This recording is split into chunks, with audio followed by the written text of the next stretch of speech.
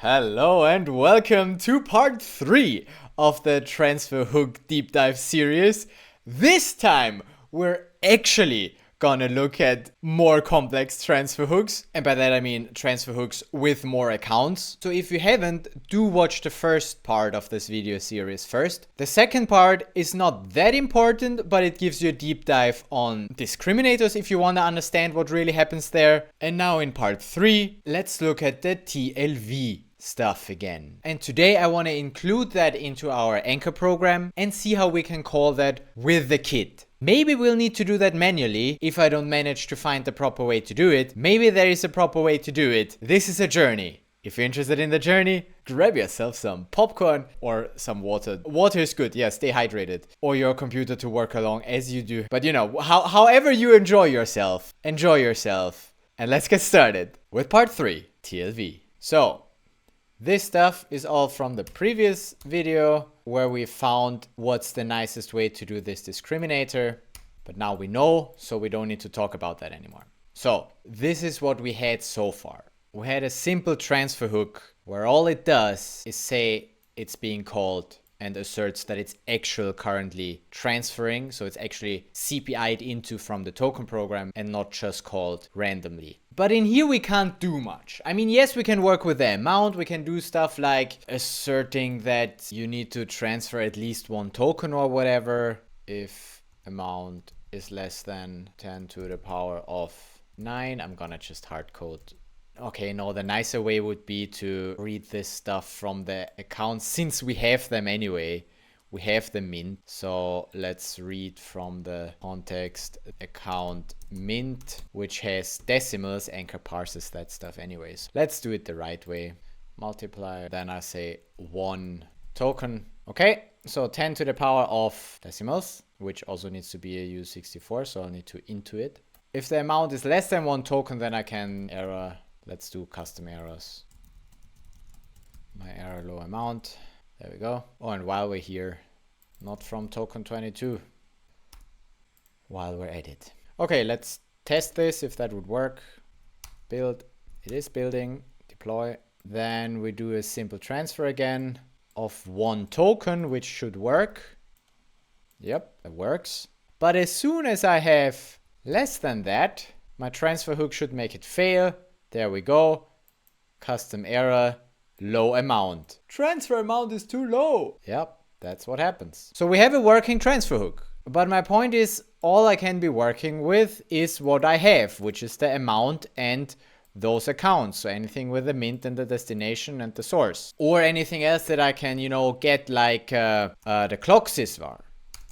In this example, for instance, I quite like this. They had like trading hours. So we can check if we're outside of trading hours. We could be like, before I do that, I gotta debug this a bit. See how accurate that is. The timestamp we get in seconds. Let's see real quick. So we are currently in hour 13 and minute. Oh yeah, I should have moduloed. But that looks good. The hour looks good for UTC because I'm 2 hours ahead. European Central Time, summertime. I forgot. I need, of course, to put this here, which I totally figured out myself and not through ChatGPT. So currently I have the whole minutes of the day, which is not what I want. I want the minutes of the hour. 13:47. That is somewhat accurate. So currently Definite has a somewhat accurate timestamp. And we can work with this also in our transfer hook and do stuff like you're only allowed to trade, I don't know, in the last 10 minutes of the hour or whatever. Minute is smaller than 50, then outside trading minutes. There you go. I could build and deploy a weird thing like that. And then I cannot transfer at 13:49 because we're only allowed to trade in the last 10 minutes. Or trade to transfer, really. So as long as we're in the first 50 minutes, we're not allowed to transfer. But if we are in the last 10 minutes of the hour, which soon we will be, now we can transfer.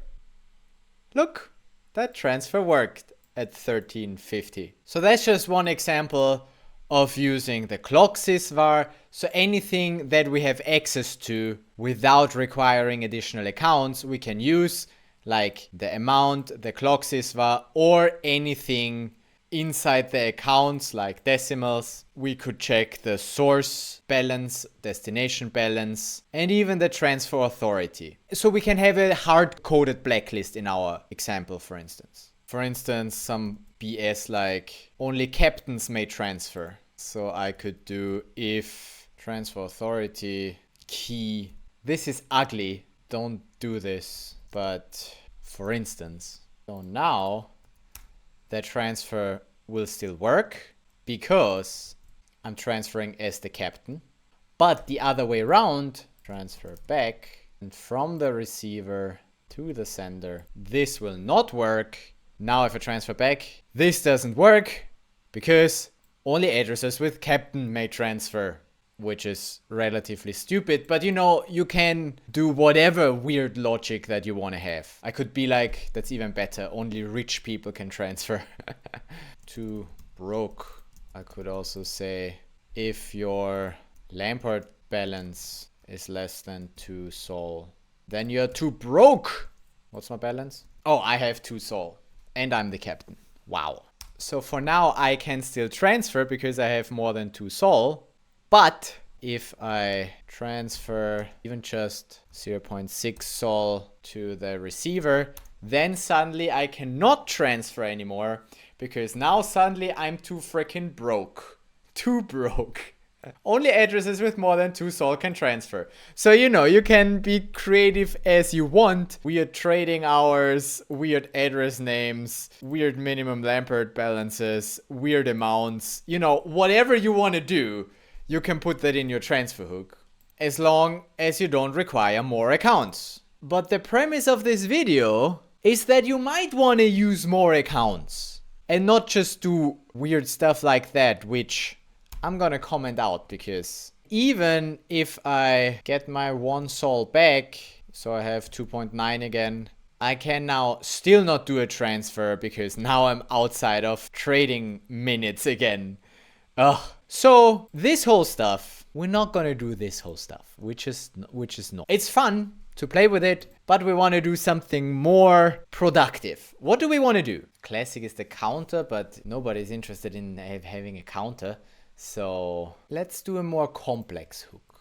Cool. Let's write a more complex hook. But let's also here start simple and just add another account. Basically, we're refreshing what we already learned. I did make an entire video on TLVs. It's a separate video just on the background for this. What were they called? Total value locked? No, TVL. Type length value. SBL type length value. TLV account resolution. We know what the array discriminator is. We've seen that in the previous video. And today we're going to look at those extra metas. The additional required accounts. So back to our tutorial. In this example, they use a bunch of extra accounts. So what do we want to do? Well, maybe in step 0 or step 1, let's actually just create this account empty. Just so we can use also the CLI to do transfers. How about that? Like here when we had the initialize extra account metas, but had an empty list of accounts. Let's do that.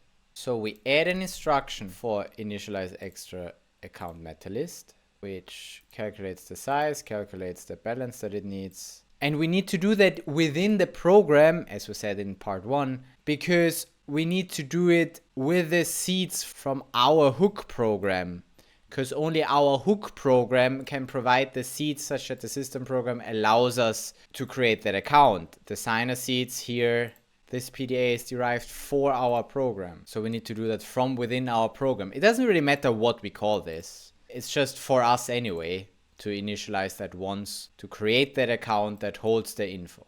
Initialize extra account meta list account with extra accounts. So here it then writes to their account. Okay, we will now of course also need those. The context, somebody got to pay, that makes sense.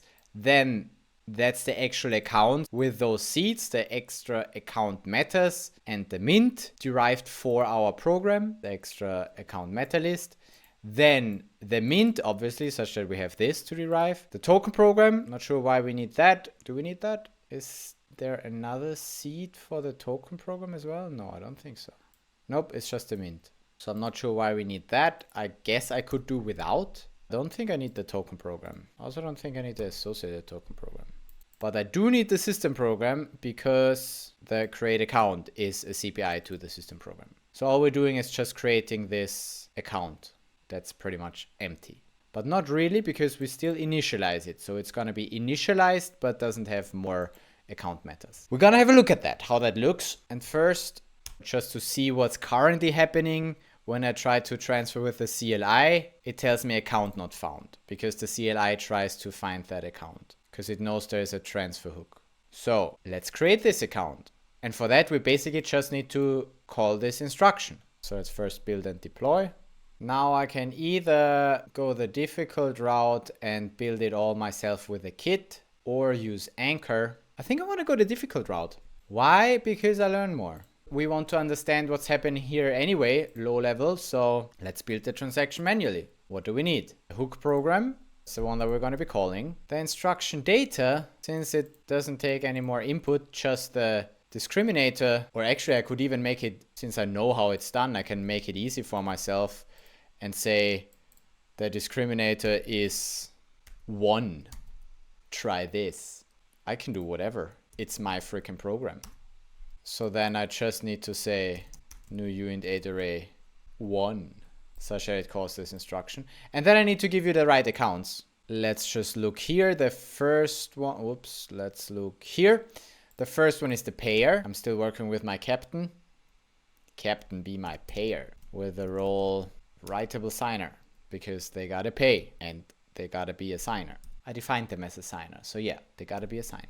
Then this extra account meta list, which has these seeds. So we will also need the mint. Mint, I'm gonna copy this from here. The mint, and then the extra account metas account is, I think, get program derived address for the hook program with the following seeds. And as far as I know, I can just put a string in here, and I can also put an address in here, no? That's pretty neatly written. I hope it also works.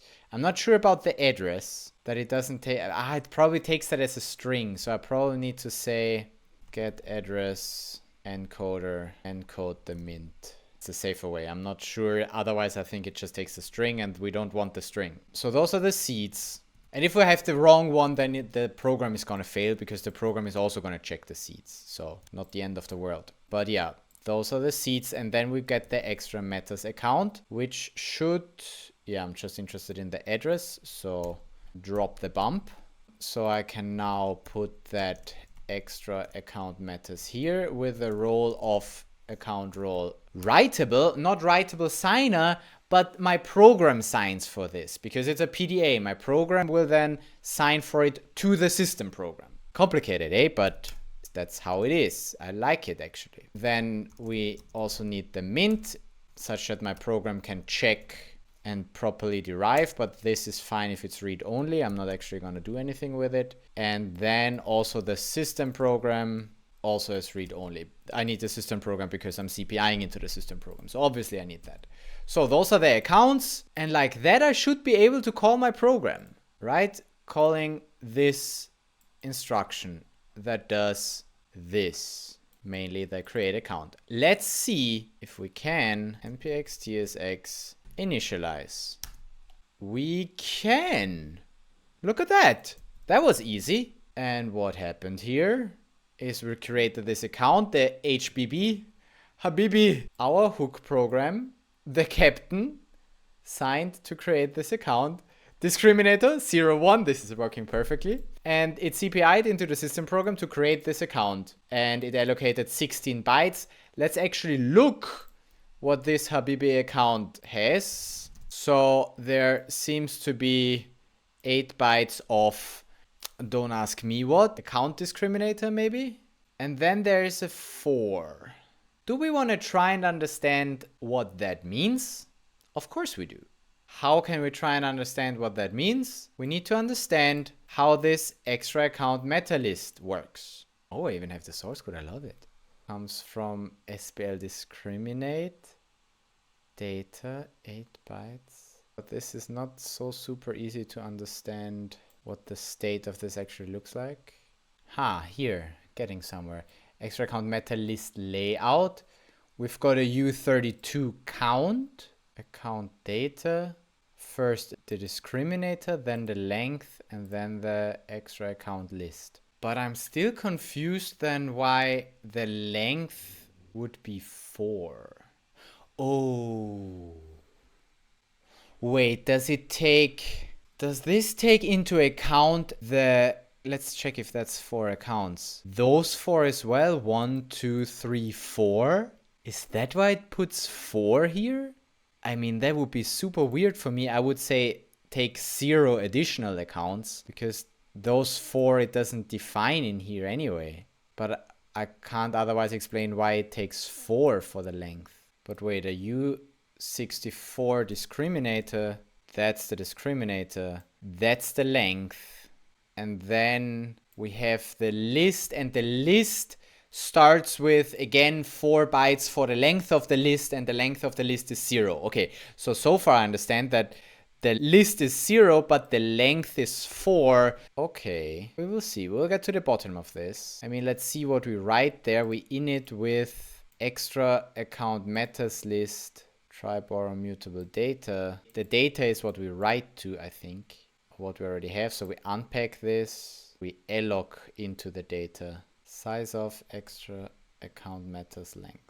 Yeah, I'm still confused where the 4 comes from, honestly. We'll understand that at some point. Let's continue, because basically we now have this extra account matters account, extra account meta list account, where the list is empty. So we say we don't need any additional accounts, but the account exists. So this account, Habibi, exists. And now my question is that already enough that I can do a token transfer with a CLI? Yes! Look! Now that worked! Because the CLI now had that account, even though there's nothing in there. But now I can do a transfer with the CLI as well, and my hook is being called. Nice. Does my simple transfer also still work? My simple transfer also still works. Okay. What if now I require this account though? Let's say my transfer hook, like the actual execute, also wants this account. We will need it later. Might as well put it here. Then my simple transfer should not work anymore. Of course, only if I build and deploy this. 221 transactions. Now it shouldn't work anymore because Anchor is complaining. XBB. Not enough account keys for given instruction. Yeah, because I'm not providing that account. I need the same account, this one, when I'm doing my simple transfer. I will need to put that as an additional account for the get transfer checked instruction. So now I don't even know in which order I need to put this. Do I need to put the program first or this first? I think this first and then the program, but I'm not sure. Let's try. I mean, just to see, the transfer should still work with the CLI. Because the CLI should do that correctly. If we look here, and even the previous one already had that, what it does, the hook, it provides the 4 that we had already, and then it provides the Habibi account. Wait, no, hold on. That's already the token program providing that to my hook. And the token program, that is wrong. I'm gonna look at it raw because that makes more sense.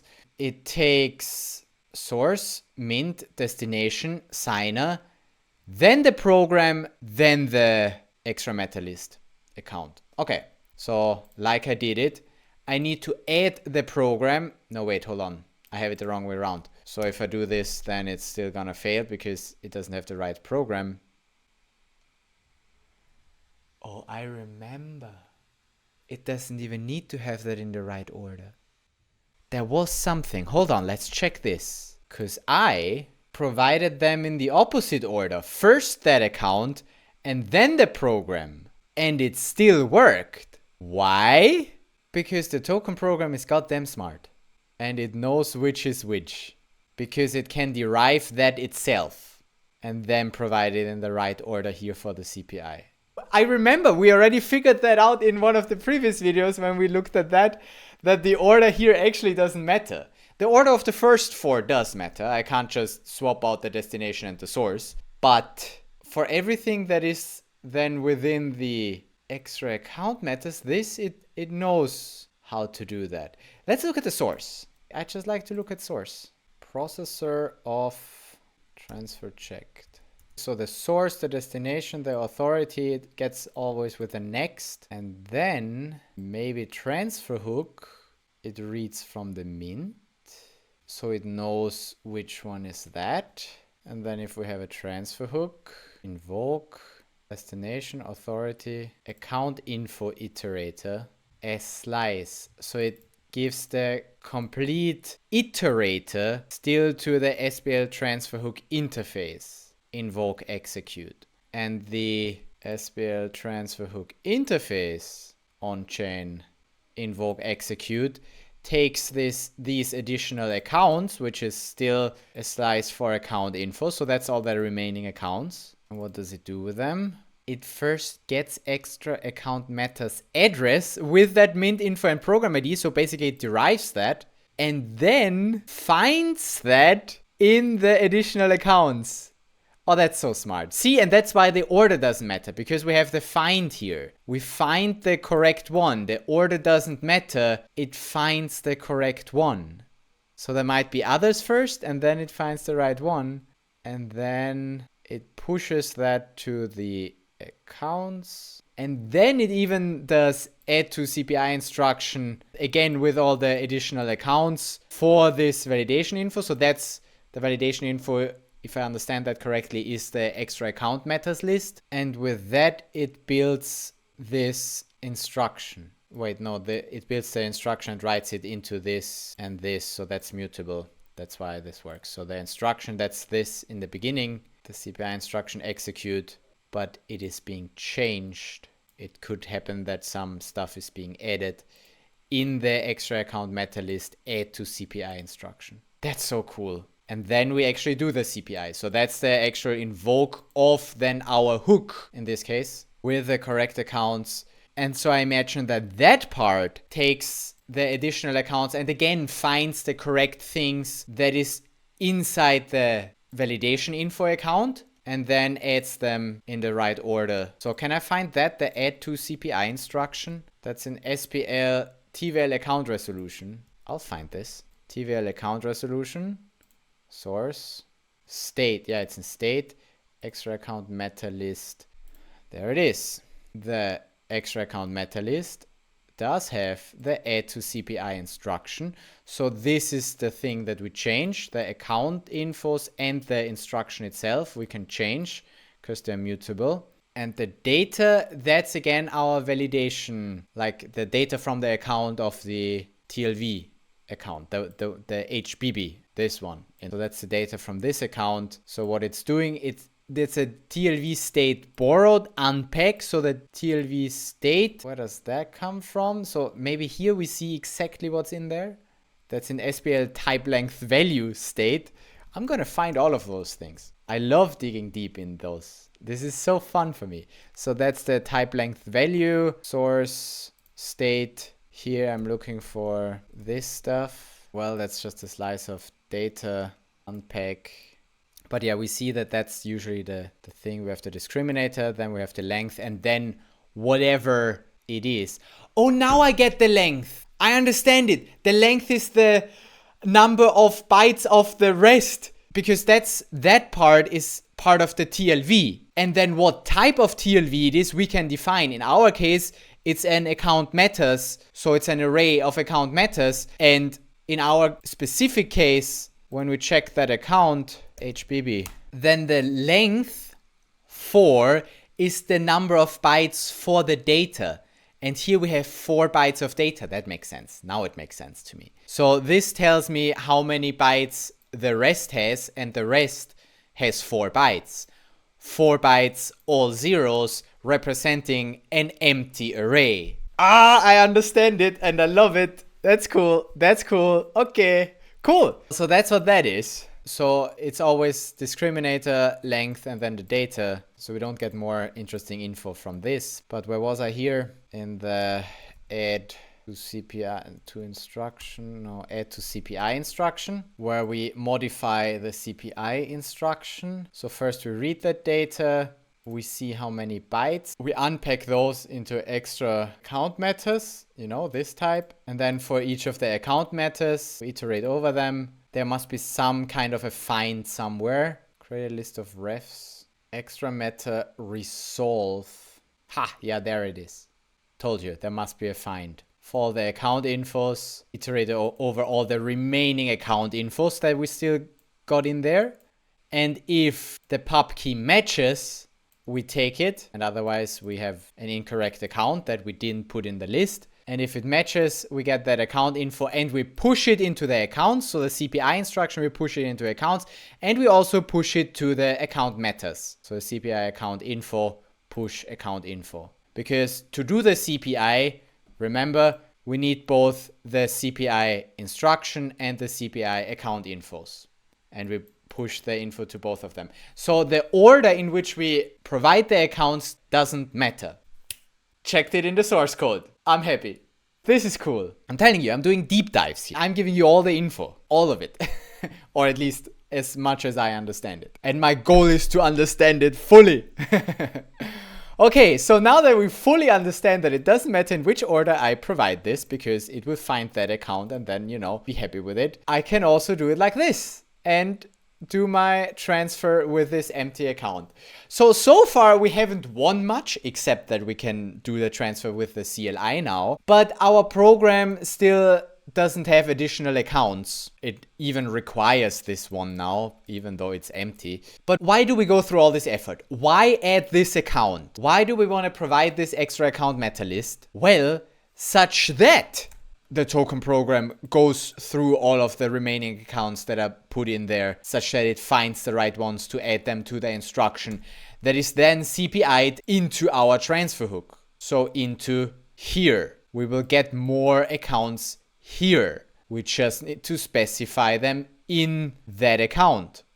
Yes, it's all a bit complicated just because the Solana runtime requires the account to be defined upfront in the transaction already. It can't just dynamically resolve stuff. It needs to already be in the transaction that is signed. So it's a bit complicated, but that's what we gotta do. And it works. How does it work? Well, instead of, you know, providing an empty account matters list here, I can tell you what accounts you should add later when we do the hook. So we have this extra account matter, and this extra account matter, gotta import that. Then we see what that thing takes: the address, the discriminator, is signer, and is writable. So for all of the accounts we define as with any regular account meta, if it's a signer and if it's writable, and somehow the address of the account. What the discriminator is in this case, I'm not sure. Let's have a look at an actual example of this transfer hook when it adds the account matters, the extra account meta. Oh, we can do a new with seeds. Okay, so it's done like this. New external PDA with seeds, new with pubkey, new with pubkey data, new with seeds. Those are our options. So either we give a hard-coded address, or we give seeds to derive an address, or even seeds to an external PDA. So seeds will derive it for our hook program, and external PDA with seeds will derive it for any program that I define. So I could define an account from the token program or the metadata program, whatever it is. Let's start simple with the absolutely simplest case, which is just a pub key. So for instance, let's say for whatever reason, I need the system program. Because I don't know where to get it from, I'm just going to do default. So that's all zeros. Also makes it easier for me to find it. And then, is it a signer? No, obviously not. And is it writable? No, obviously not. So, system extra. You have the extra system program. The problem now is I can't just call this again. Guess why? Tell me, what is the error code that I'm gonna get if I do that? If I try to initialize this again. Yes, 0x0. That account already exists, or account already in use. Already in use. I can't create the account again, because what I'm doing here, remember, is I'm doing a create account. That's why they also suggest that we implement an update extra account meta list, but they don't actually have an example for it. Do they have one here? What's the cleanest way to do this? Damn it. So I want to do init. Is there an update? Call this update, which has the same accounts. That's fine. It doesn't need the system program anymore, but you know, I just don't need to create the account anymore. I might need to just resize it. I'm gonna get there in a second, because I can up to 10 kilobytes. I think up to 10 kilobytes I can just add, and I won't need more than 10 kilobytes. Does this have an update? It does have an update. What do you think is gonna happen if I just do this? So I just update the extra account meta list with the extra accounts. Oh, I might need more rent though. So Lamperts, the Lamperts I need minus the Lamperts I have, which is in context accounts, extra account Lamperts. And then I guess I will need to do a system program transfer from the payer to this account. There you go. I'm just for myself, I'm gonna log it as well. Updated the extra account meta list. Let's see if that works. I mean, that's my implementation now because I didn't find a better reference implementation. So that's just what I'm gonna do. Deploy. And then we're gonna do update extra metas, which is just gonna do the same thing, except it has the discriminator 2, because here I said discriminator 2. That's my function. It just does a transfer for the additional required Lamperts and then updates to this account metas list. And this account metas list now has the system extra, which is one extra account meta with a system program. Let's see. So now our account still looks like this. And if I do update, which doesn't work, damn it, because invalid account data. Oh, yeah, because with the initialize, of course, I expect this to be an empty account, I guess. Or do I? No, I just check that the extra account meta list must check those seeds. So that's fine. Where do we fail? Hey, we could even call it. We did transfer additional Lamperts, but then invalid account data. So the update probably didn't work. And accounts data contents was invalid. So this update here doesn't work. Update pod slice data for given instruction and its required list of account metas. I mean, I would have expected that the update is what I need. Invalid account data. Could that be that it doesn't have enough length? Let's try something. If I update it without this, like if I update to empty again, then it would work. Okay, so my best guess now is that I have the wrong account size. It expects to have a larger size. I mean, it's my account. I could just write to it. Hold on. Could I say context accounts resize? New length. Haha. New length. Account size. Bam. Resize that motherfucker. Okay, we try to resize that account and then do that. Now with that system extra, rebuild, redeploy. And now can I update?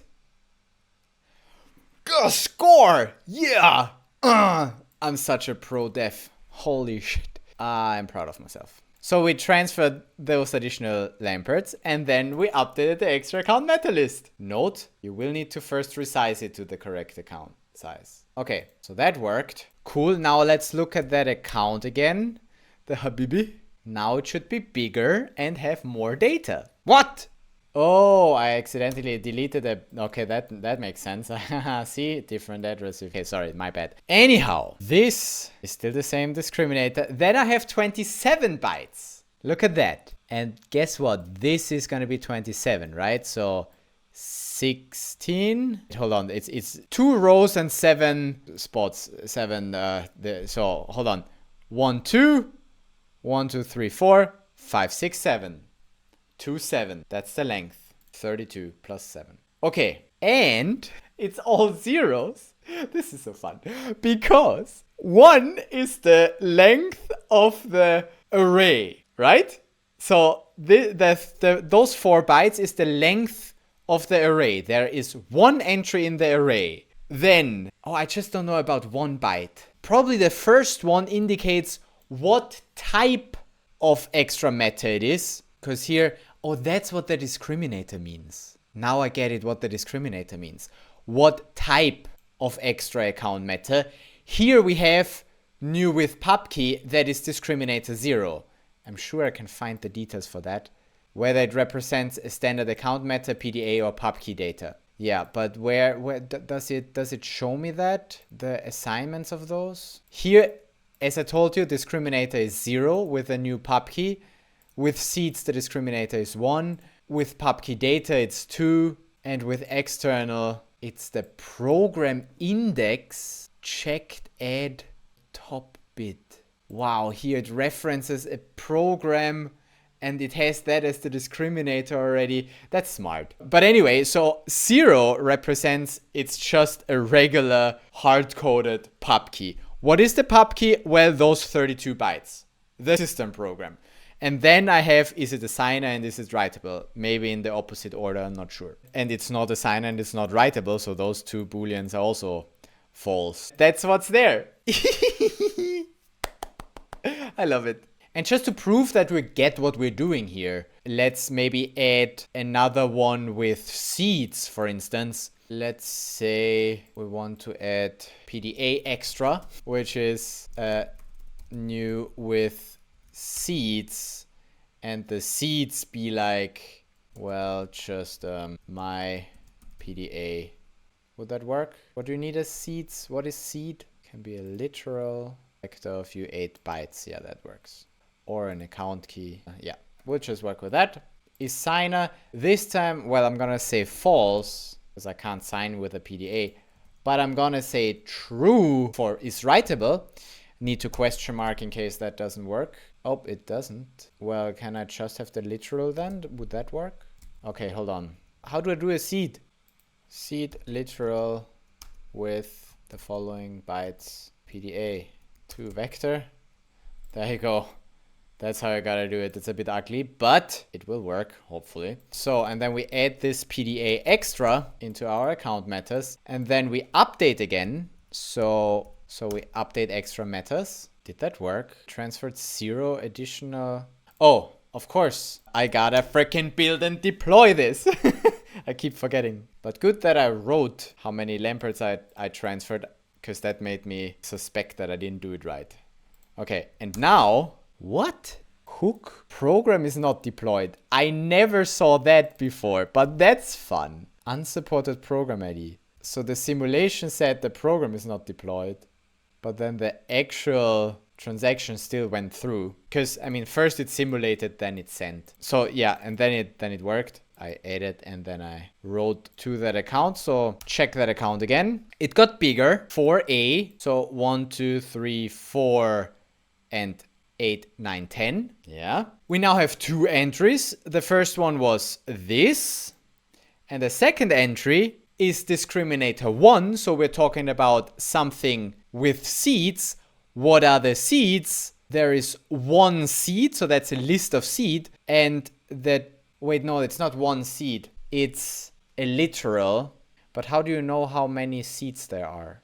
The first one is a literal with length 6. Wait, let's get to this seed. Right, literal means 1. It's an enum, so the literal is 1. And it's a vector of U8s, so it will have a length. I'm guessing that is the length. It's just 1 byte. 6 characters, 1, 2, 3, 4, 5, 6, representing my PDA. So that's the string literal. And then packed as 1 discriminator, 1 length of literal, bytes themselves. So that's packed 1 discriminator, length of literal, and bytes themselves. Packs a vector of seed configurations into a 32-byte array, filling the rest with zeros. Errors if it overflows. Ah, that's where those bytes come from. So basically we have 32 bytes fixed length and the rest just stays 0 if it would overflow. So that's why it knows what the length is, so it doesn't need to encode the length either. That makes sense. Okay, so we just have the literal, the length of the string, that's the string, and then we see 0 means uninitialized, you know, as we saw in the seeds. One more time, go here. The uninitialized means it's over, uninitialized space. So we can skip the rest of the 32 bytes, and then we see it's not a signer and it is writable. So that's the second entry of those 2 entries in this account. So that's how that works. That's cool. I mean, I like to understand how it works on the lower level as well. Pretty cool. And now that that's in that account, so we updated our account. Now, if I want to do a transfer, it's going to require me to put those accounts. Let's do with a CLI first again. Would that work out of the box? Yes. And let's check this. Because that account exists and has that data that it has, guess what the CLI did? Look, it added the system program. It added a writable account 6JJ and then my hook program and the Habibi account. Because again, the order doesn't matter. Could have added them first before the system program. But like this, the CPI now also puts as account 6 and 7 the system program and the 6JJ. And before that, as the account 5, the ExtraAccountMetasList, such that my program can double check that those are the correct ones. But yeah, that's cool. It does add that automatically. The CLI has that implemented. And if I would do my transfer with my script, this will not work because we don't have enough error unknown. Well, that's great. Custom program error with a huge value. Okay. Well, that's strange. It could have, you know, given us a nicer error, but I mean, I'm pretty sure I know what the error is. It doesn't find the accounts that it's looking for because it now requires 2 more accounts. As we saw in our Habibi account, we need the system program and we need the account that is derived with this. So to make our complex transfer, not only does it need the extra account metas and the hook program, it now also needs, and I could, you know, read that from the extra account metas. There's for sure an SPL package that allows me to work with this and decode this account and then automatically do that, which is the topic for the next or the second to next or whatever video in this series, because I mean, this one is already quite long again. For now, I'm just going to hard code it because I know what it needs. I know that it also needs to have the system program as read-only. And again, I'm going to prove that the order is irrelevant. Oh yeah, I need to figure out what account that is. PDA with a hook program and one seed my underscore PDA. That account needs to be writable as well. But like this, I'm going to print this. Hold on. Just for you to see what account that is. It's going to be the 6JJ or whatever. Let's do the complex transfer. Yeah, as I told you, 6JJ. Did you see it? 6JJ. That's my PDA. And it worked with success. We are transferring. And in this transaction, I am now also putting those 2 accounts in this order. See, here they are in the right order. Here is system program 6JJ. But the way I provided it to the token program was 6JJ then system program. But it doesn't matter because it has the HBB account and it can read from there in which order it needs to put the accounts. So yeah, not super compute efficient, but it will work. Compute units, you know, 28K. Not huge, but not nothing. And yeah, now we have those accounts in there. Why did we do all of that? Well, such that now in our actual program, in the transfer hook, we have access to those accounts. And we could either just, you know, use the context remaining accounts where we know, oh, we need those, or the cleaner way, since we know what we expect, we can already define it down here that we need to have the system program and then an account with my PDA as the seed. And I'm going to leave it an unchecked account because I'm not going to do anything with it. But, you know, then I could, you know, write to it or whatever. And for instance, I don't know, I could do stuff like I transfer stuff there. No, wait, I can't do that because I don't have this. Oh, what I could do though is if something is on that account, I can transfer it to the sender. Sure, I mean, why not? Let's do my PDA. If we have Lamperts, we transfer them to the sender. This is again a game. You can do whatever, right? Not quite whatever. You can't transfer from the sender, for instance, because you don't have the authority of that anymore. Topic for a future video, the limitations. Because just so you know, I'm going to mention it once. All of those, wait, where is it? all of those, like the transfer authority, will not be a signer to you anymore. This will have gotten removed. So people don't do crazy shit with transfer hooks. But what we can do is with an account that we own, or not even own, but can sign for with a system program, we can do a transfer. And usually I would, create that account for the program, so assign it to the program, and then it could directly modify the Lamberts. But if I just send Lamberts to that account, then it's owned by the system program, so I will need to do a system program transfer. But it's not like we don't know how that's done, because it's literally here. Transfer from our PDA to the authority. And for that to work, we need a new with signer and provide the signer seeds here, my PDA, and the bump from the my PDA. And then this should actually work, that it should transfer, if we have Lamberts there, that we should transfer them back to the sender. Don't ask me how they should get there, but if there are some there, they will go to the sender. So that's my program now. Deploy this. Oh no, we have an error. It's unsafe. It's unsafe to have that account, whatever. Not like we care. And if it doesn't work, it doesn't work. Who cares? Yeah, deploy this. Then if we do a complex transfer, this won't, change much. It will still work. But if first we take that account and Solana transfer, I don't know, 1 sol there to this account. And yes, I need to allow unfunded recipient. Just sending a sol to that account. And then I do the complex transfer.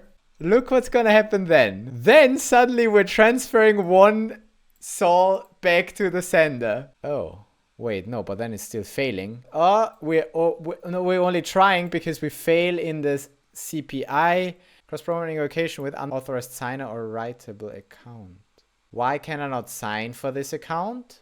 Wait. Is an account, 1 sol, 0 bytes, owned by the system program. So far, so good. And we should, by providing the correct signer seeds, which I thought would be my PDA, the bump for it, we should be able to transfer from that account. Why not? Oh, because maybe this is not even writable anymore. Maybe I can't. Okay, I'm allowed to put Lamberts anywhere, almost, except for a write-locked account like the system program. But the accounts need to be writable, obviously. And I think also the writable privilege of the transfer authority was taken from me. So I can't even put Lamberts back to that account. I think that's my issue. Because for this account, I can say, yes, it is writable, damn it. But this is read-only. Not the entire transaction. The transaction made it writable, but then the token program for the CPI made it read-only. So I can't transfer to the transfer authority. I can also not transfer to the system program.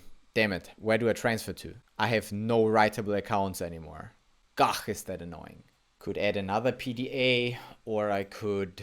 Let's see what the next level here would be. So we did new with seeds. What is with pub key data? Oh, I can have it in account data or instruction data. So I could have the recipient. Let's try. This video is long, I know. So account data, this is gonna be fun if I get that right.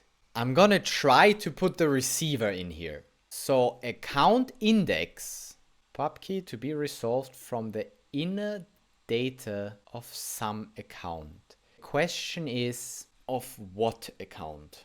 Like what index? Well, the data index is clear, like how far in the account the data index. Let's try account index 2, data index 32. It's not a signer, but it's writable. What if I deploy this, then I update the extra metas such that my Habibi account didn't work? I know what the issue is. I'm getting uncreative because I'm getting tired. Another extra, I need to put this in here. And then I need to rebuild and redeploy. And then I update. Yeah. And then I check that account. There we go. Now we have 3. And then we have type number 2. So that's this kind with pub key data. Account index 2. No, hold on. That's that type. That then means, that's the discriminator of the whatever. Account number 2, 32 bytes. The rest is 0. So that's those 32 bytes. Not a signer, but writable. Okay, so far so good. Now, what account does it expect is my question. And I think I'll just do a transfer with a CLI and see what that does. Let's see what account it used here. It worked. Seemed to have... Let's see. It worked! It really worked! Woohoo! I did not expect that actually works, but that actually works. I have the writable receiver in here. Wow! I am amazed by my own dev skills and that my assumptions were all correct. My assumptions being that account index 2 is, you know, the index of how the transfer hooks takes them. Number 0 being the source, 1 being the mint, and 2 being the destination. And within the token account, there's first the mint and then the owner. And the owner of that therefore has a data index of 32. Because the first 32 bytes are the mint. So I can actually, wow, that's so cool. I can put the receiver in here. It can just read that from that account. How cool. So I can have the writable receiver in here. I hope it stays writable. I mean, because I expect it to be writable also in my data stuff, now this one will actually be writable. And what I can now do is add another unchecked account receiver. It's just a demo. And then I can up here in my transfer hook to the receiver and add the receiver here, because this one will be writable. And now that should work. Let's see. That would actually be cool. Because currently this 6JJ, my PDA, is not even owned by me, but it has a sol. Now with that program deployed, if I do a transfer, oh, I can't do it because I would need to properly read it. I'm too lazy for that. I'm gonna let the CLI do the transfer and then check this. Check this. The receiver received 1 sol from this 6JJ account from my PDA and also 1 token because those are the additional accounts that I provided because I requested them in the ExtraMetasList account. Here I added the receiver and it stays writable.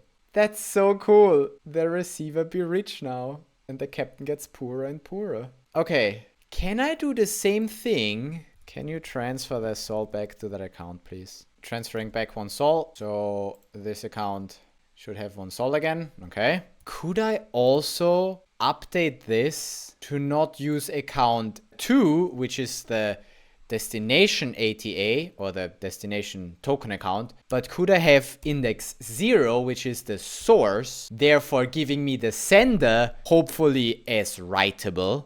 Could I do that? Or will you block that? That's the last thing I want to try. Build and deploy. We got deploy success. We first need to update the extra account metas and then do a SBL token transfer again. Oh no, this doesn't work. It again gives me unauthorized signer or writable account. Why? Because the captain writable privilege escalated. I requested as writable, but it still removes the privileges from them. So we learned, okay, we cannot do this. I gotta go back to giving it to the receiver.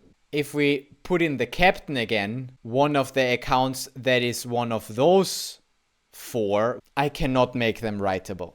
Or a signer for that matter. Though the privileges from all of those will be removed, even if I request it again in my extra account meta list. Okay, good. That's that. That's enough. We learned a lot today and we had a bunch of fun playing with transfer hooks. Or at least I had a bunch of fun. And again, we are still not done. There's still so much more that we can explore here. I mean, now we just put in the accounts that I can work with them, but we haven't actually properly worked with them yet. This and many more things, like how can we work with that with the kit? How can I make the kit do what the CLI did, that reads that account and puts in the correct accounts into the instruction? And I do want to write a really fun transfer hook as well that is actually productively usable. Like, I don't know yet, but I'll come up with something fun. One that always transfers sol as well. And that's going to be difficult because we'll need delegates.